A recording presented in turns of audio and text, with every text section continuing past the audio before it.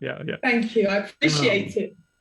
So you are models at first. Yes. And actor. So you Yes. how does it to apply for Star Wars movie? Did you know it was about a Star Wars movie when you apply, or they're just looking for someone tall and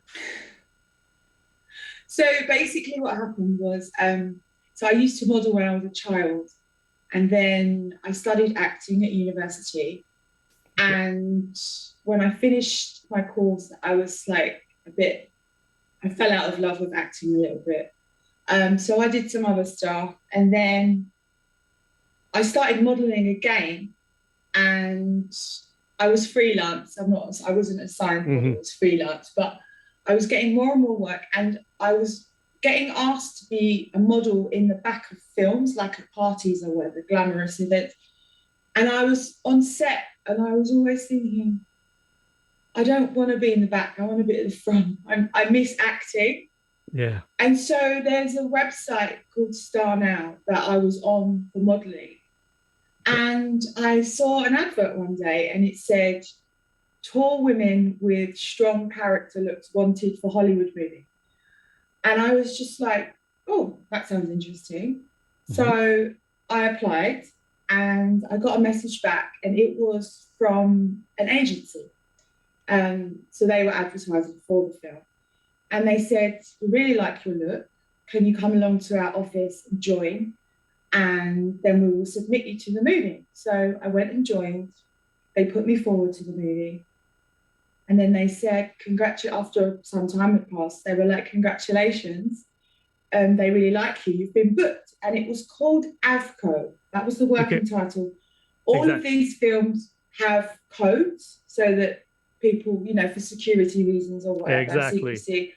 So it's something to do with a cinema in Hollywood, in LA, but I had no idea what AVCO was. So I just turned up at my costume fitting at Pinewood Studios, and I don't drive. So I don't drive. So I got picked up in a minibus at the station, taken into Pinewood, and I arrive at this big, sort of big tent, and I sign in, and I say, I'm here for a fitting. And it was at that moment that I looked to my right, and I can remember this as clear as day. I looked to my right, and there was a clothes rail, with a row of stormtrooper outfits on there. And I literally was like, oh my God, this is Star Wars.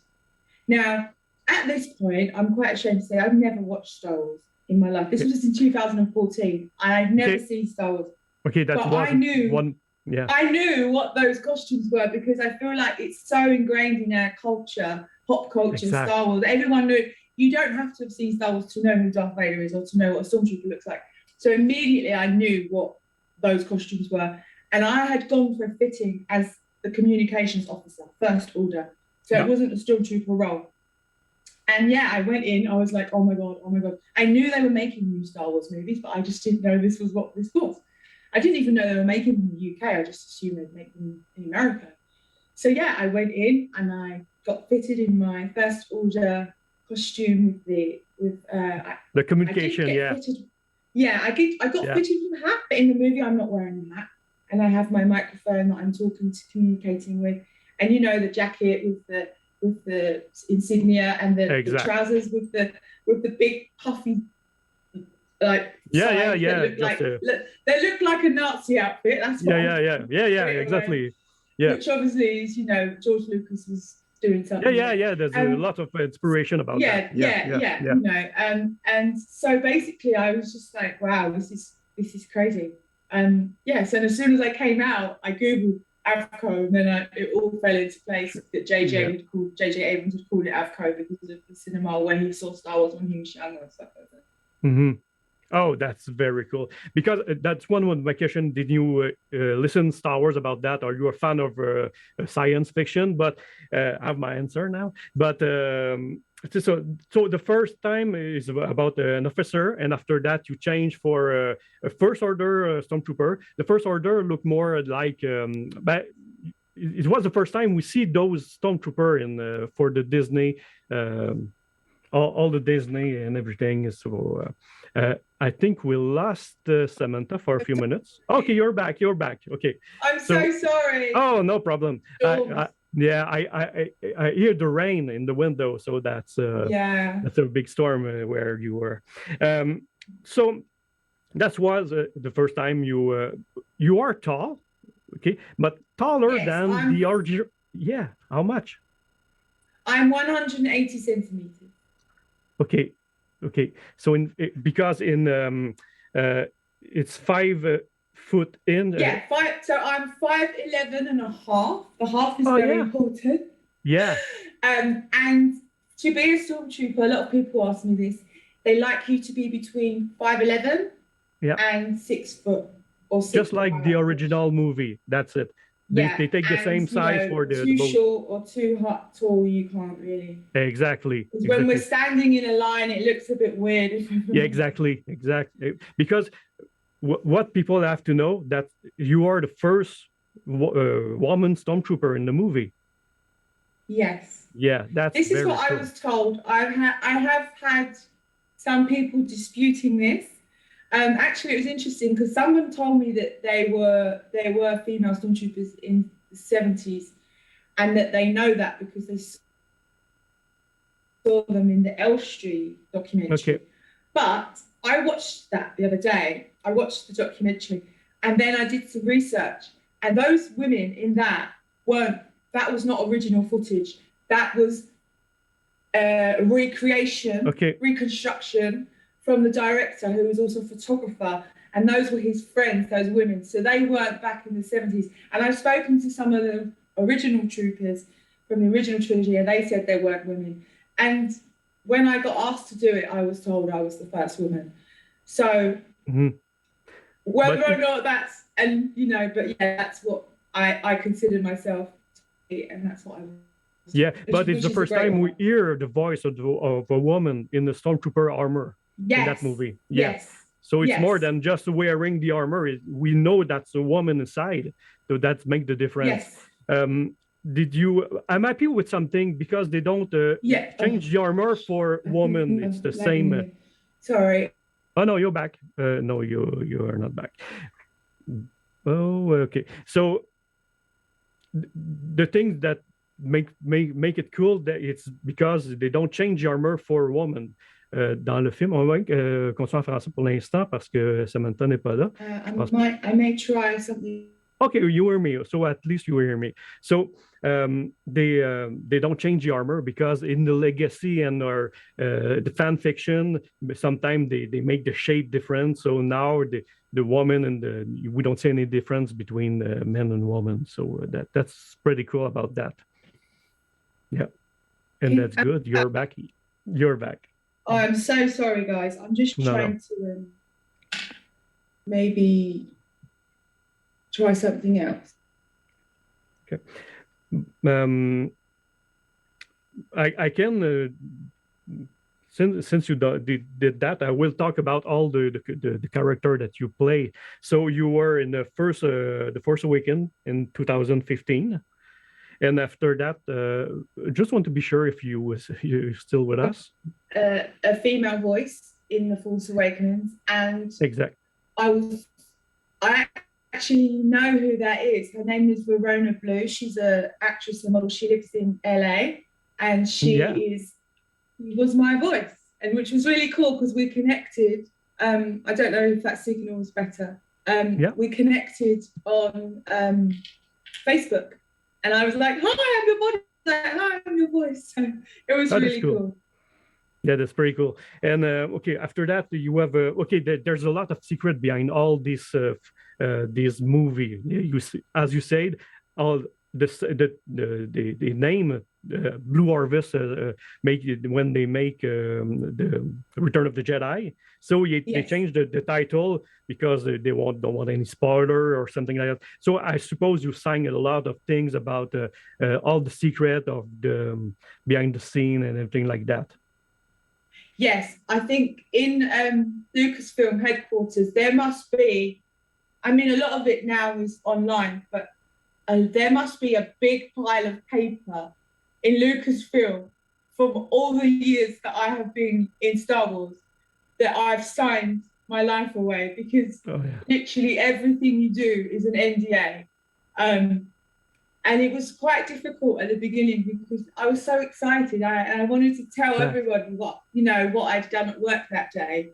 I've done 5 movies. I've done all 5 of the new movies.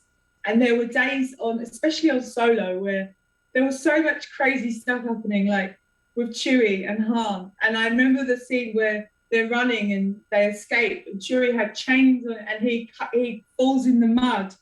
And I just remember seeing this Chewbacca just covered in mud. And I was just like, this is crazy. And I went home, and my niece is very young, and I really wanted to say to her, oh my God, I saw Chewie today covered in mud. It was crazy. I didn't. She probably would have gone to school and told the whole world. So, but yeah, it's so difficult. But obviously now, after 5 movies, I'm very used to it. People respect it mostly, and I just nod or shake my head if they ask me questions. And I just deny. I don't know. After you did the Force Awakens, did they call you back, or you have to apply every time? So actually, after Force Awakens, they made Rogue One, and I didn't get called. And I was calling. I was really upset because obviously there was a lot of fanfare made about me being the first female trooper in Force Awakens. So I was like, okay, you've made this big statement. I'm here. Let's carry this forward. And it's difficult because there's a lot of different people involved with filmmaking. There's different agencies. Not all agencies carry the same movies.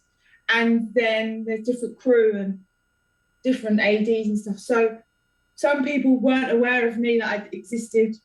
And I was ringing this agent and emailing. And in the end, he was like, they know about you. Like, just wait. Like, they don't, either they want you or they don't. Exactly. They don't want you. So sort of go away, which I was really upset about. So I missed the whole of Rogue One, the whole shoot of Rogue One. And I was very upset. They had no women. It was all men. For a year, they filmed that movie. Then they started making Episode 8, Last Jedi. And my good friend James, who was working on the movie, was talking to the crowd AD. And she said, oh, look, we have a female trooper in today. It's the first time. And he said, no, it's not. He said Samantha Alleyne was the first. She was on The Force Awakens. She tried to get on Rogue One and she couldn't. And now she's trying to get on this. And this woman said, I've never heard of her.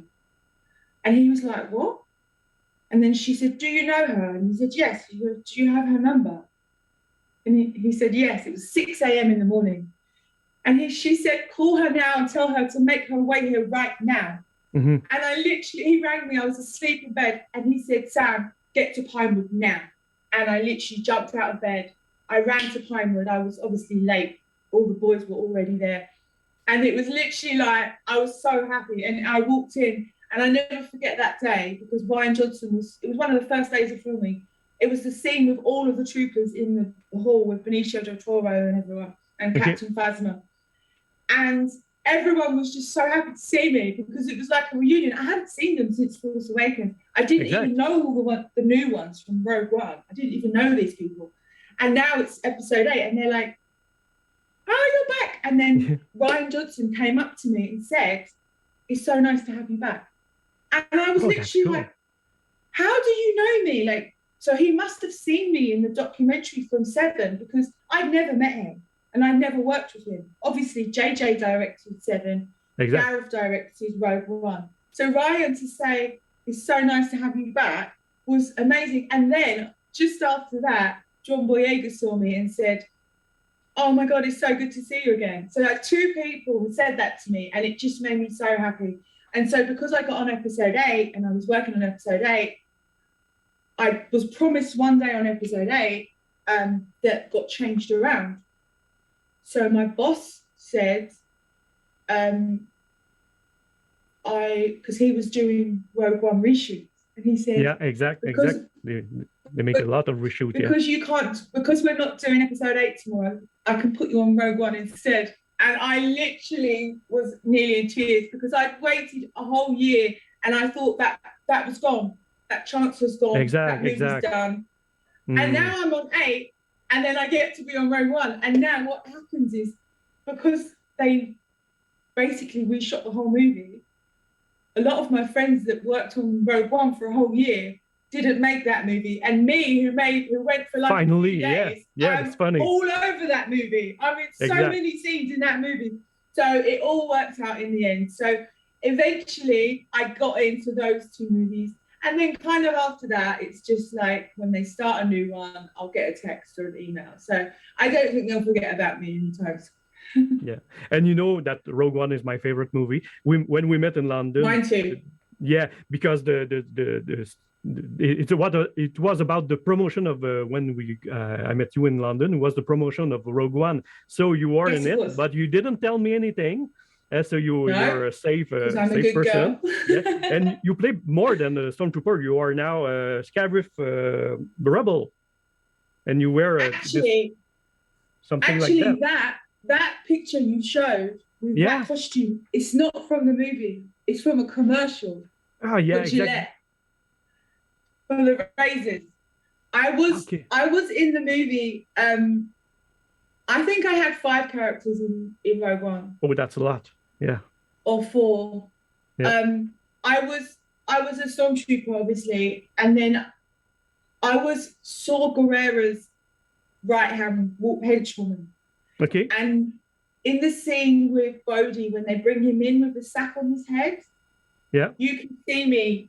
It's not in the movie. You can see my shadow, but behind the scenes, you can see me, and I'm holding my gun, and I look really scary. So I was a rebel partisan for Saw. I was like his right-hand woman.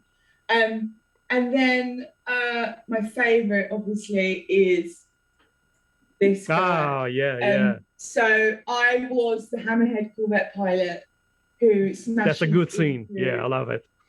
I love that scene, and it's probably my most favorite work I've done in the movie. Yeah. So I just bought this for myself for Valentine's Day. It's actually the ships, because they didn't release the ships as a toy, so as a action figure. So I bought this, which is actually for the Star Wars Armada game.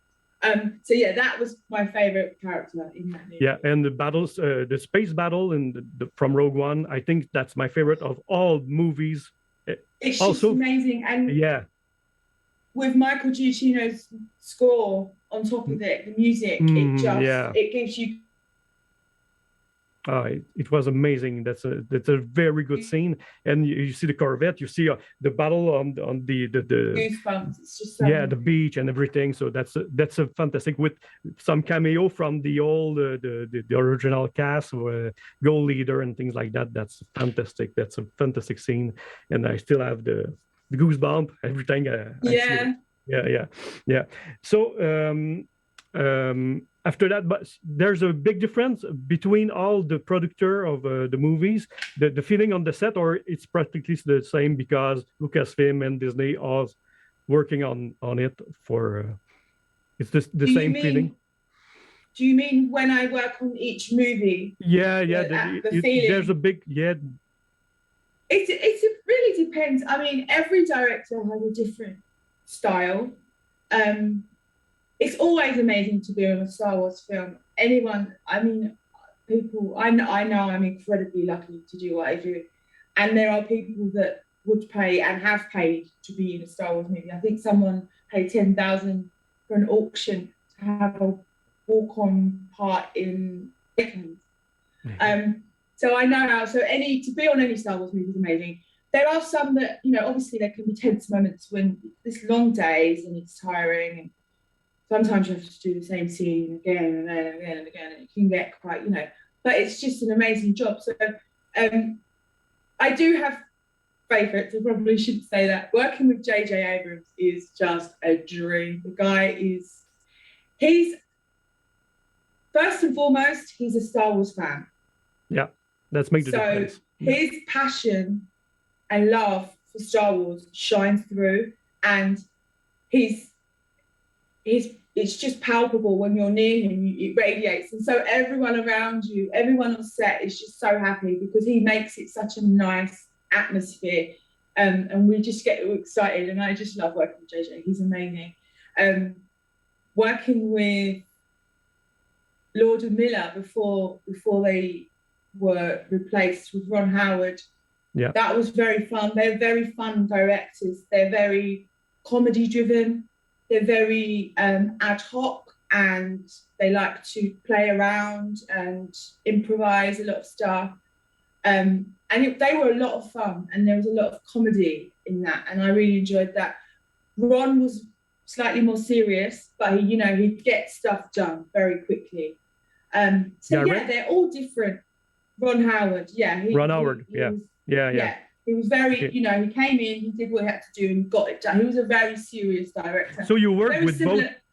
You work with both for Solo, so you see maybe some scene that we don't see on screen. I saw a big difference. A big difference, yeah.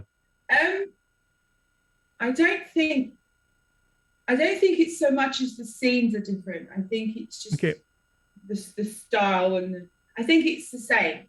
It's just so I don't really remember doing stuff that they cut out. Maybe I was just lucky. There's probably other people that did stuff that was cut out, but I did notice a very different style between the two, the Lord and Miller and Ron Howard.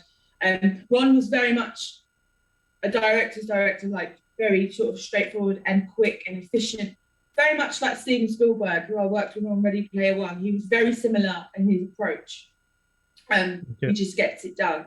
But yeah, JJ is an absolute joy to work with, and it doesn't matter what sort of.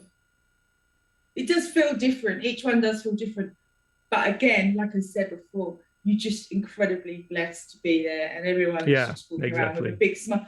And that goes not just for the cast, that's crew as well.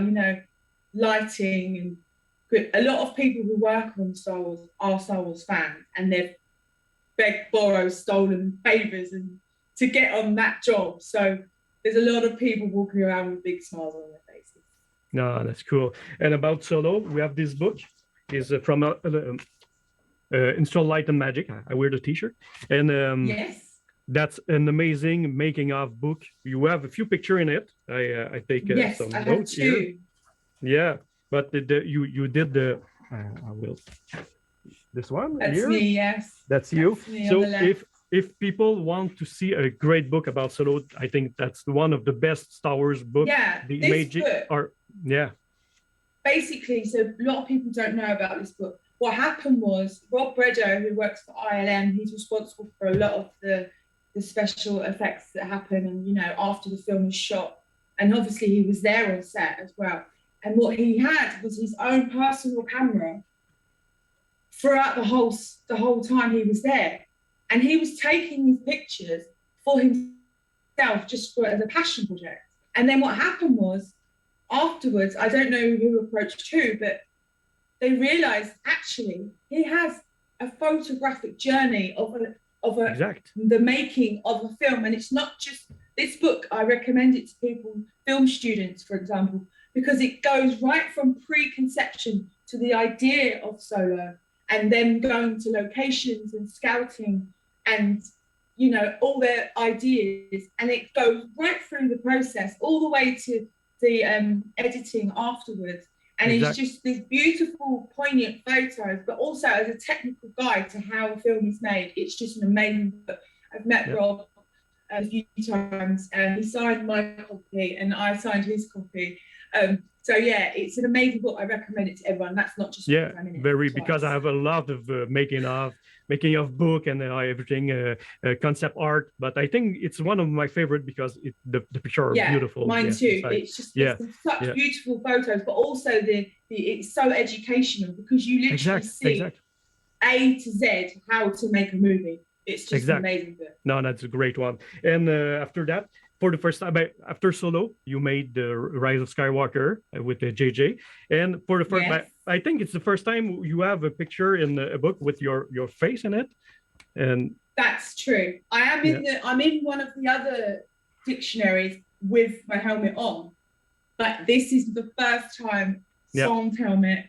And oh my gosh, let me tell you, they don't tell you if you're going to be in stuff. You just it just happens, and you find out like I find out like you guys find out. No one calls me or emails me to tell me, oh, you're in the book.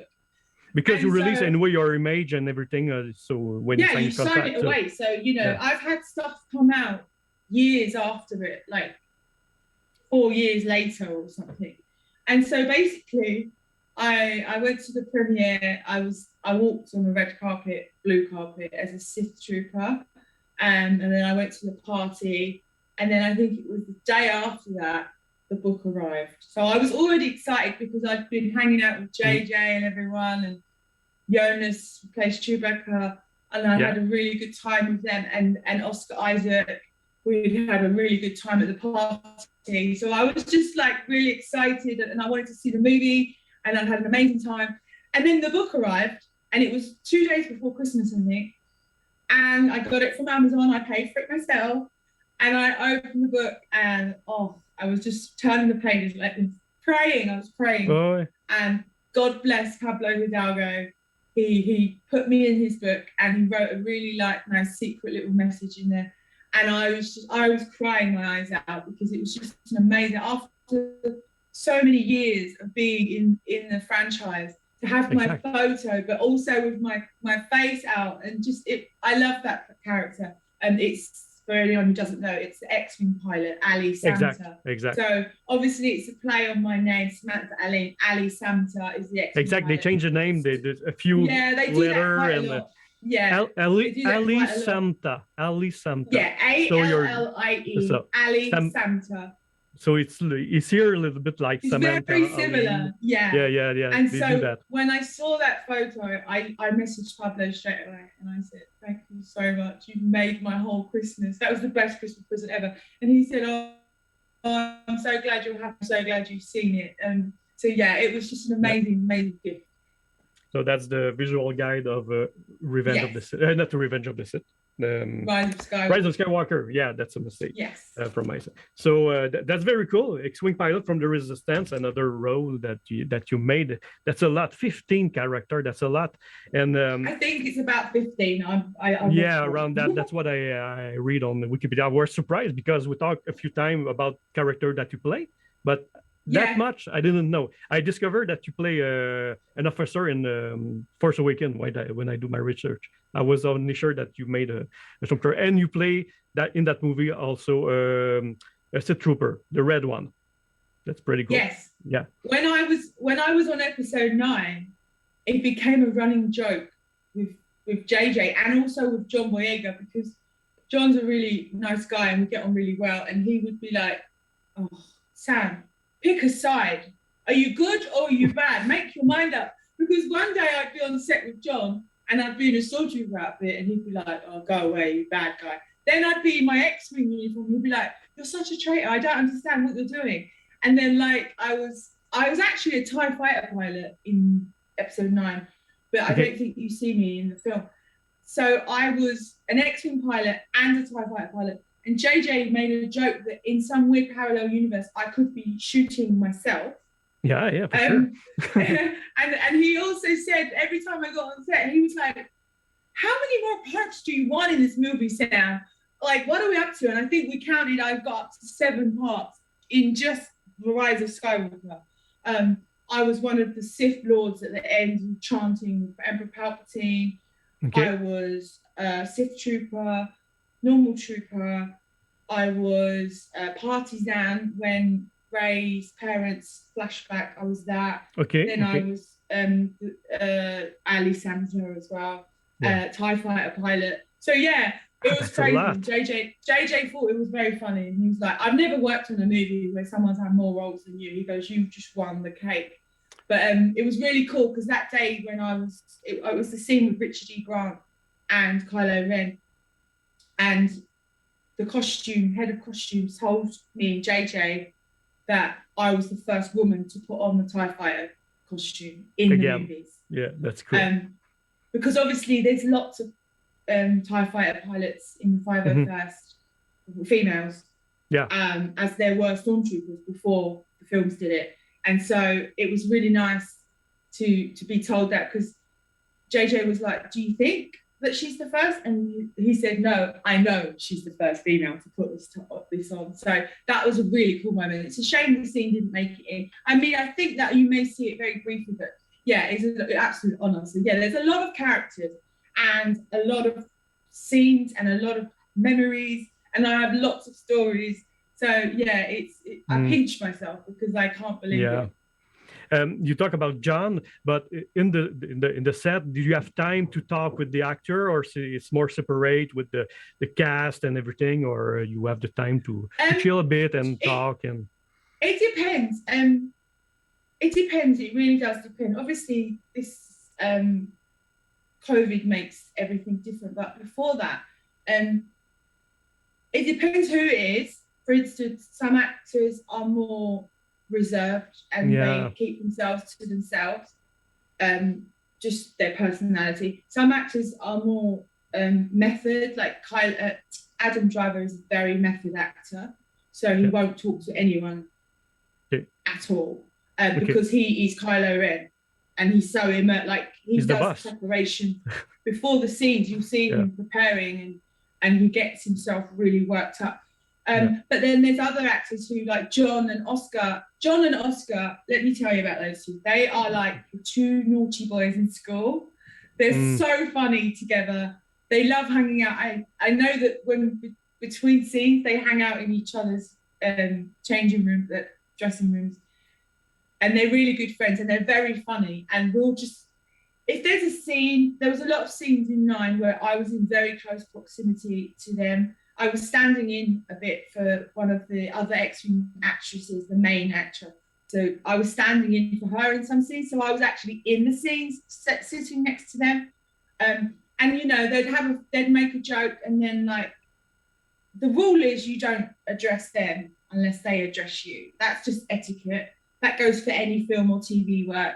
You don't go up to them and be like, oh my God, I love you, you're amazing. You just keep away, keep quiet. You're there to work.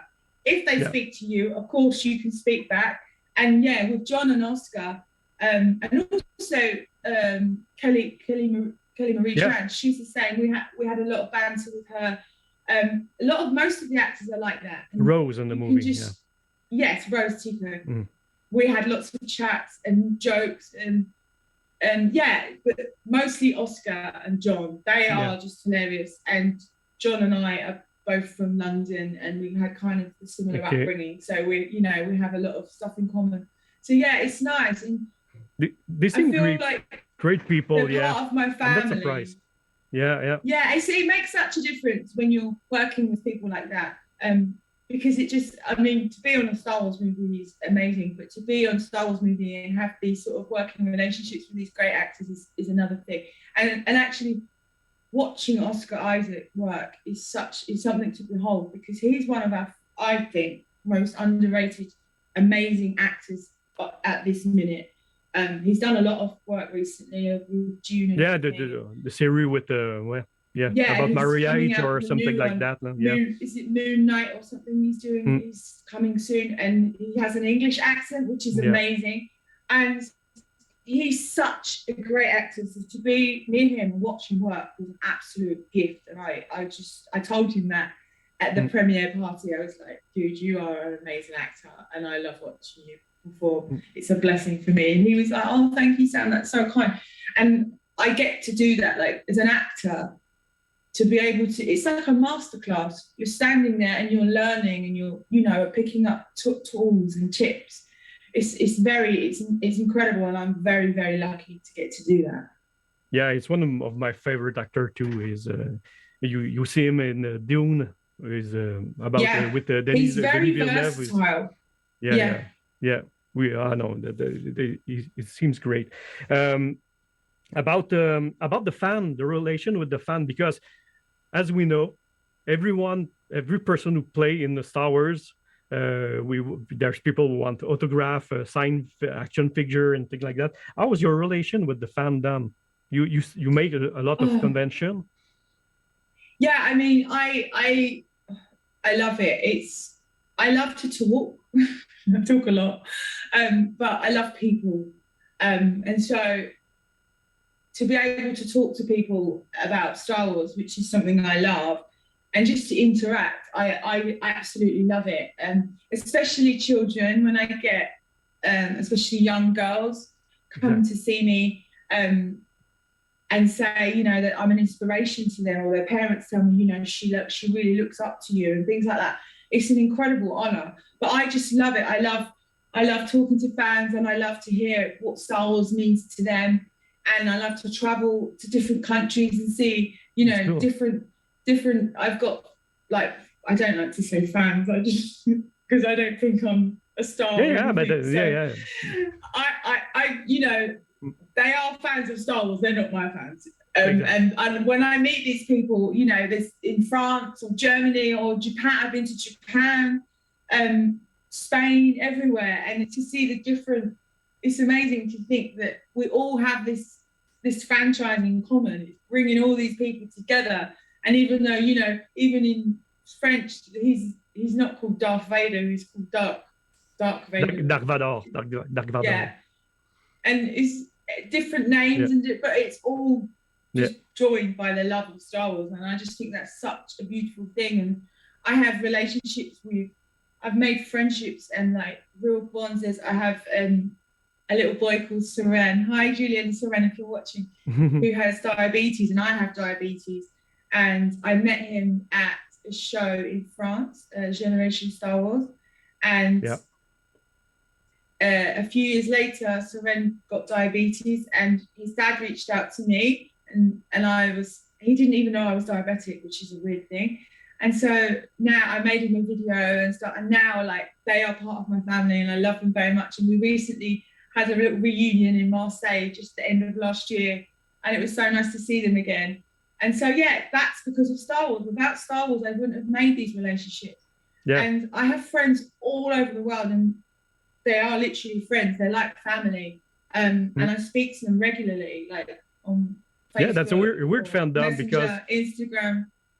Yeah, and it's lovely at celebration, because you literally it's like a reunion, like exactly. Me and you, Jeff, and your beautiful wife. When we've literally seen each other. It's always very quick, which is sad because there's so many people and there's so much going on. But it's so nice to see, like, I remember we saw each other at the 501st Bash in Chicago. And it's nice because you get to catch up with all these people, and it's just such a beautiful thing that Star Wars can do, the power it has to bring everyone together. Obviously, you know, there's some gray areas. It's an art fandom, but over that's a great, as you say, it's a family. And I see your sweater right now with the R2 Kitty. Yes. This is R2 Katie. Yeah. From Albin. Albin Johnson, who is the fundator, the guy who created the 501st. And it's about. And they're 25 years old this year. Yeah. The 501st. So it's just which, speaking of what Star Wars can do, these people in the 501st and the Rebel Legion as well, and all the other groups raising money, like the Pink Force Foundation in Spain, and raising money, visiting children with cancer or other terminal diseases. Bad guys doing good is the motto for the 501st. And I can't imagine how much money over the years must have been raised in the name of Star Wars. Like, I did a telethon during COVID with the Rebel Legion, and we raised like $11,000 for UNICEF. And when I went to Spain, it's voluntary, and when I went to Spain, it was the end of the year, and I just wanted to give something back. So I printed off my own photos, and every single every cent that I made from autographs, that's good. I donated to children with cancer in Spain, and I raised nearly 1,200 euros.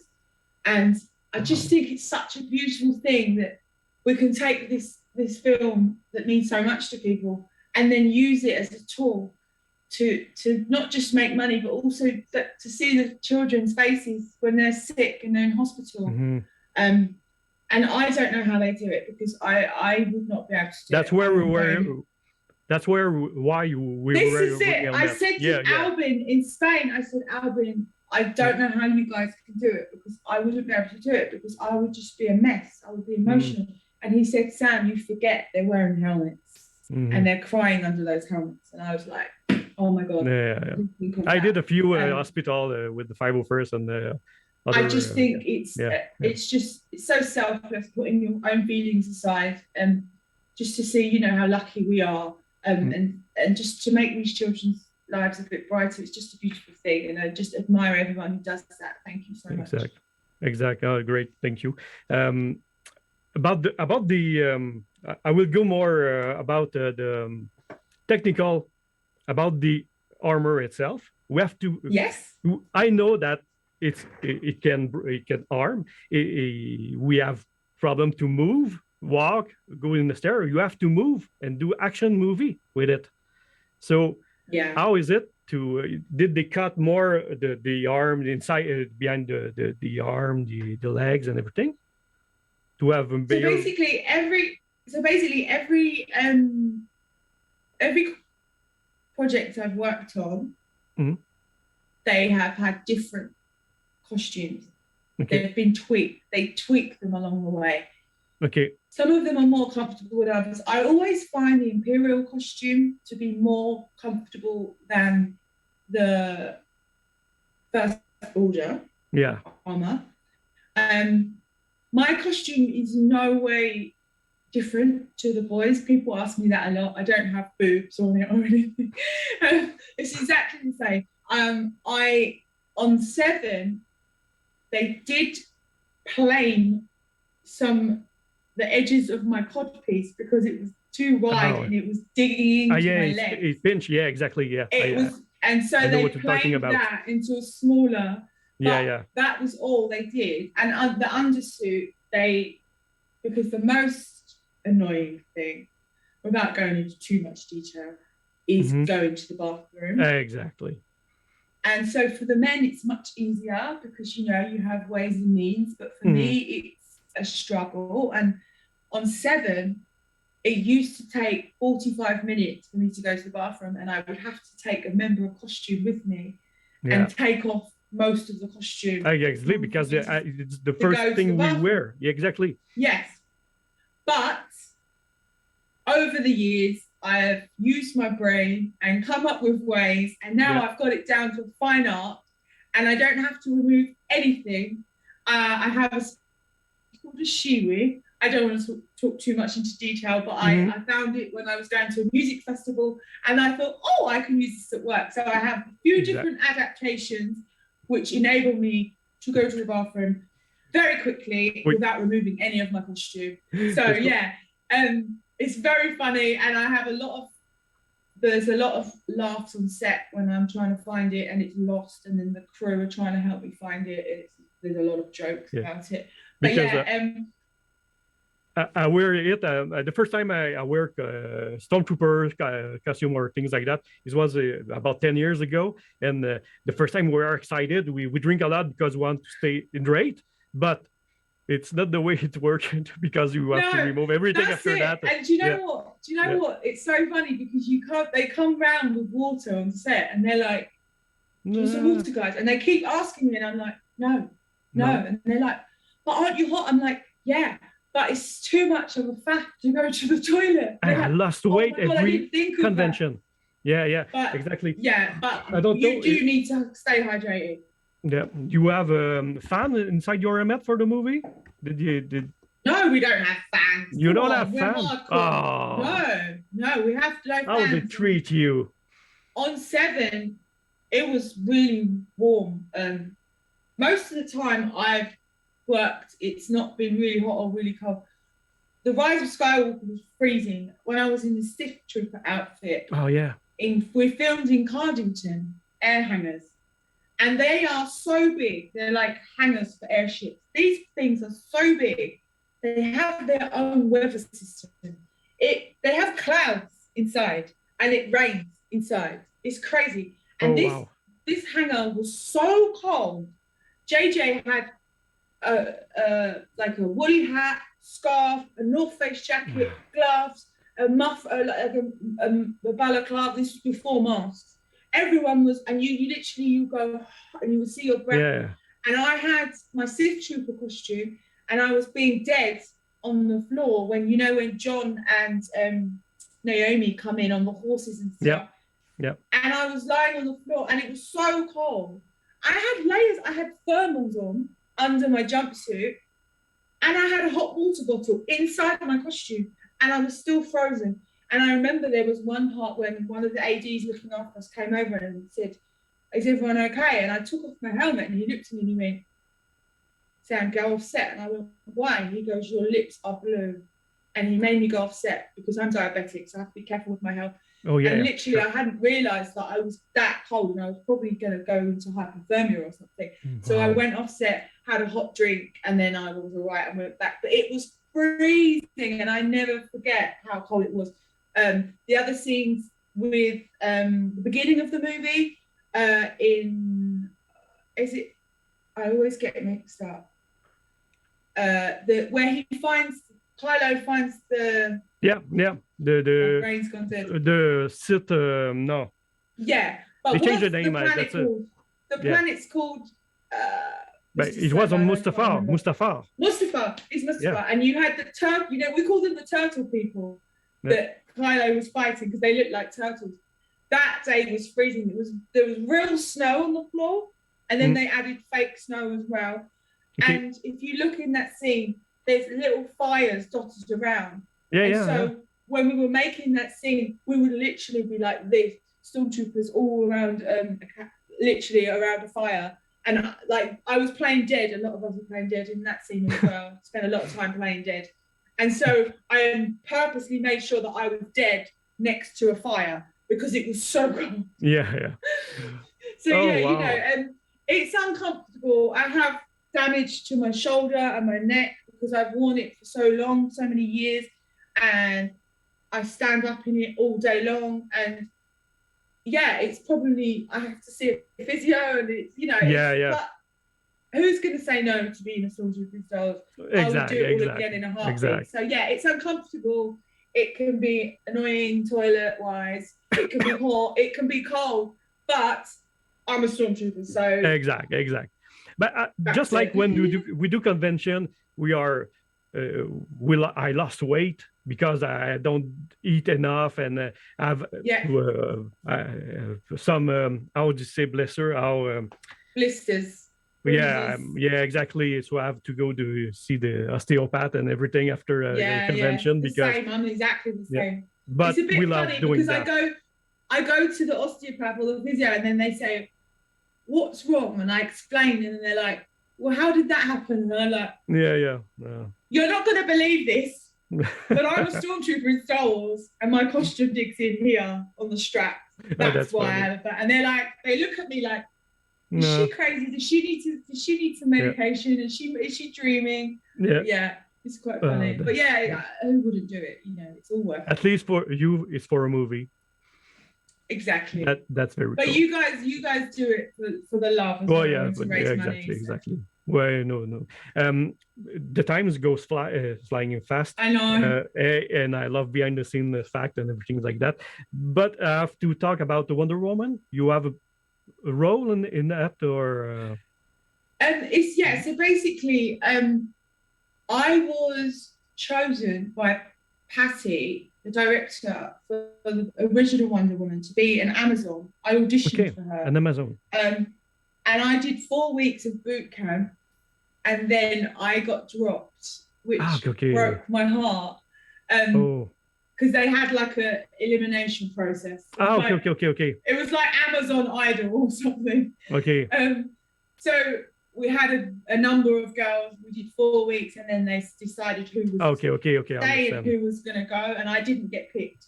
Okay. It's a long story. I think I should have got picked, and I've spoken to Patty since, and but anyway, so I was really upset, and so I didn't get into the first Wonder Woman, and then the second Wonder Woman came 1984. Exactly. And they asked me to be in Amazon, and I was like, yeah, finally in Amazon. And it's you know, very brief, but it's in the Olympic scene at the beginning of the movie when she's a young running in the thing, and I'm in the audience in the Olympics, and I'm wearing the beautiful gown, the flag Greek gowns. And if you follow me on social media, I may post a little picture of that later. But you can just see me in the audience, all this. And then what happened was, Gal has a stand-in who she works with regularly on the Wonder Woman movies. And she also has a picture double, which is what happens. You have a stand-in who looks a bit like you, but is exactly the same height. Then you have a picture double who looks exactly like you, and they use them when they can't use Gal. Then they have a stunt double, and then they have like... No. I think we lost Samantha. Just wait a minute. And maybe we can ask for the question for the chat. Maybe if Nino is there. Transporté. Oh, just gonna wait for Nino Jeff. and Samantha to come back. Yes, Bonjour. yes. On va attendre un petit peu parce que justement. Oui. T'avais-tu des questions dans le chat sinon? On a des questions dans le chat, effectivement. Effectivement, Jeff. Il n'y a pas eu de chicane d'épisode 8 et des trucs comme ça. Là. Non. Les gens veulent plus savoir. Yeah, so I was, just to finish quickly, I was fourth in line to be Gal's stand-in. So I got to spend a couple of days pretending to be Wonder Woman, which was great. And Gal's really lovely to work with. So, yeah. Oh, that's cool. That's another great experience. Yeah. We're going to see the chat if there's question, because we have about 5 or 10 minutes for the answer. There's a few questions. So Nino is coming back about with that. Oh, okay, yes. Hi. Okay. We got a few questions from the chat. We have Fab that he's saying you're now pretty involved in the Star Wars community, making many events, supporting charities like the R2KT shirt you're wearing. So my question is, how did playing in Star Wars change your day-to-day life? Oh gosh, well, that's a great question. It's changed a lot. It's changed a lot. Literally, like, it's changed my whole life. Like,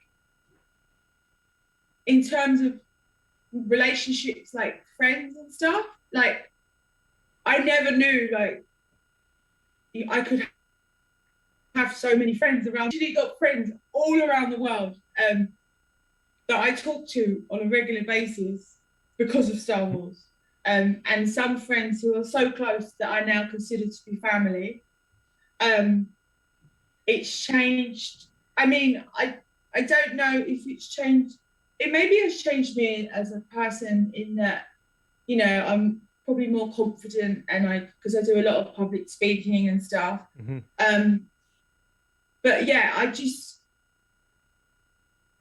traveling, like I travel a lot, and that would never have happened. I would never have been to Japan if I hadn't been in Star Wars. Right. Like, that's true. Never. I just wouldn't have gone. I don't think it's not something I would probably have done. It's just changed my life so much.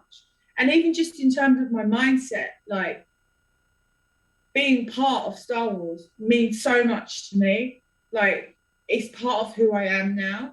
You can see, like, I don't have this stuff here just for fun, like for you guys. This is my home.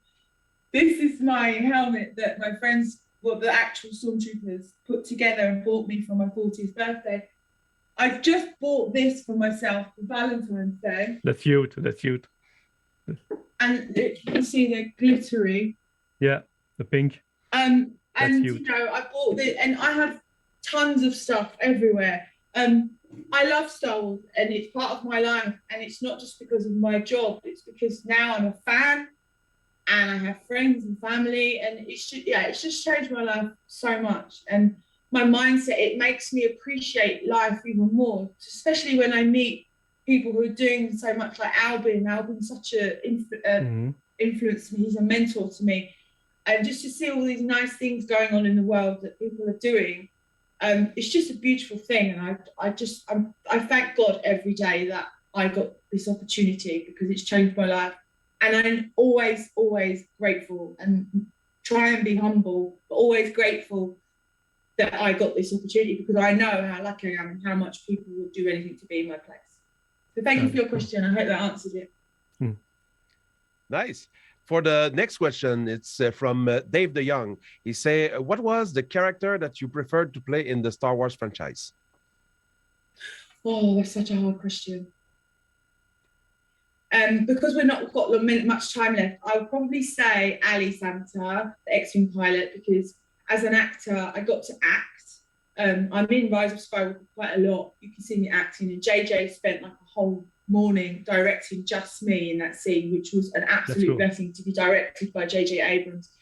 And, you know, I've got no helmet on, so you can see me. I actually auditioned for JJ and had a line in Rise of Skywalker as Ali Santa, but the scene got changed, so it got cut. So I would have been speaking as well, but just to have my helmet off and to see my face and to be able to act in Star Wars, a lot of cuddling. You see me hugging a lot of people in that film. That's probably my best character, but all of them I love, and who doesn't want to be a bad guy? Like being a stormtrooper is kind of badass. Good, that's good. The next question is from District Brick. With many characters you play, what other role would you have like to do? Oh, if that's in Star Wars, I would love to be like a character, like, I don't know, just a character who's not a stormtrooper, or who had maybe just like Ali Santa, like the backstory of Ali Santa, like how she became an X-Wing pilot. I don't know, that's such a tough question. In terms of not just in Star Wars, I would love to be like in a really gritty drama and really, you know, crying and snot and all of that, like real acting, like get your teeth into it sort of thing. Or maybe just like a really strong leader in Star Wars, like a Captain Phasma kind of vibe. That would suit pretty me. cool. Boss beat, I can't swear. That's good. That's it for the question. And we're that's at cool. the it's 14 just already. at the right time. Yes. Yeah. So thank you very much again. Thank you, Jeff. It's pretty cool. Thank you, Nino. Thank you, Jeff. It's been so nice talking to you guys, and thank you everyone for watching. Hope everyone stays at home safe, and may the force be with you all.